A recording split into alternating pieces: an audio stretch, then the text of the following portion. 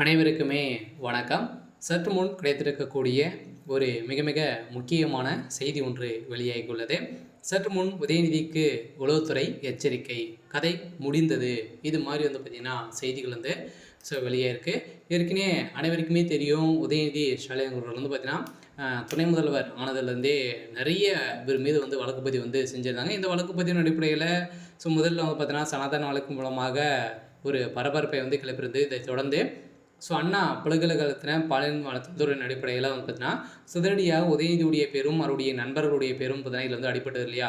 இதில் உதயநிதியுடைய நண்பர்கள் முக்கிய புள்ளிகள் பார்த்தீங்கன்னா வசமாக சிக்கி இப்போ அவர்கள் கொடுத்த வாக்குமூலத்தின் அடிப்படையில் இதற்கு உதயநிதி ஸ்டாலின் அவர்களுக்கும் இதில் தொடர்பு இருக்குது அப்படின்றத இப்போ நிரூபணமாயிருக்கு. இதன் அடிப்படையில் தான் இப்போ உதயநிதி ஸ்டாலின் அவர்களும் உளவுத்துறை பார்த்திங்கன்னா எச்சரிக்கை கொடுத்துருக்காங்க. இந்த வழக்கின் அடிப்படையில் நீதிபதிகளையே பார்த்தீங்கன்னா மிரட்டியிருக்காரு அப்படின்ற ஒரு தகவல் வெளியாக இருக்குது. ஏற்கனவே குற்றவாளியாக கைது செய்யப்பட்டிருக்கக்கூடிய ஞானேஸ்வரா அவர்களும் பார்த்தீங்கன்னா அவருக்கு குறைந்தபட்சம் 30 ஆண்டுகள் சிறை தண்டனை விதித்திருக்காங்க இல்லையா. இருந்தாலுமே இதில் பார்த்திங்கன்னா முக்கிய நபர்கள்லாம் தப்பித்துட்டாங்க. இப்போ தான் திமுக இருக்கக்கூடிய முக்கிய புள்ளிகள் அமைச்சர்கள்லாம் பார்த்தீங்கன்னா இதற்கு முக்கிய தொடர்பாக அவர் இதற்கு ஆளானுக்கான காரணம் பார்த்திங்கன்னா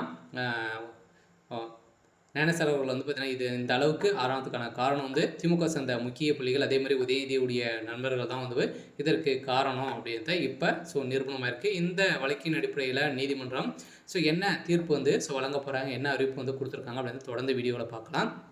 அதுக்கு முன்னாடி நம்ம சேனலுக்கு இப்போ தான் நீங்கள் முதல் முறையாக வந்திருக்கீங்க அப்படின்னா மறக்காமல் நம்மளுடைய சேனலை சப்ஸ்கிரைப் பண்ணி சப்போர்ட் பண்ணுங்கள். வாங்க வீடியோக்குள்ளே போகலாம்.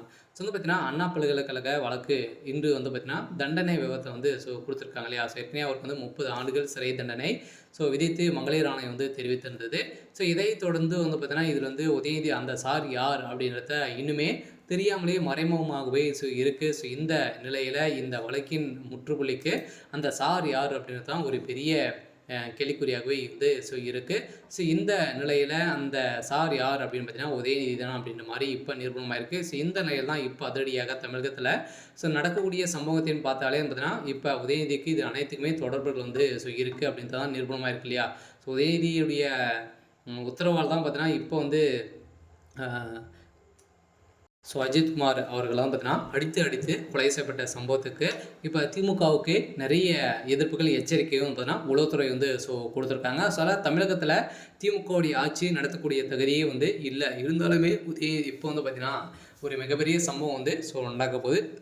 இந்த நிலையில் தான் இப்போ உதயநிதி ஸ்டாலின் அவர்கள் பார்த்தீங்கன்னா கைது செய்யப்பட போகிறாரு அப்படின்ற மாதிரி இப்போ தகவல் வெளியே இருக்குது. அந்த சார் யாருன்னு பார்த்தீங்கன்னா உதயநிதி ஸ்டாலின் அவர்கள் தான் அப்படின்றத இப்போ ஒரு நிரூபணமாகி இப்போ உளவுத்துறை பார்த்தீங்கன்னா களத்தில் இறங்க போகிறாங்க. சரி, ஓகே. இன்னைக்கான அப்டேட் இதுதான். மறக்காமல் நம்மளுடைய சேனலை சப்ஸ்கிரைப் பண்ணி சப்போர்ட் பண்ணுங்கள். தேங்க்யூ.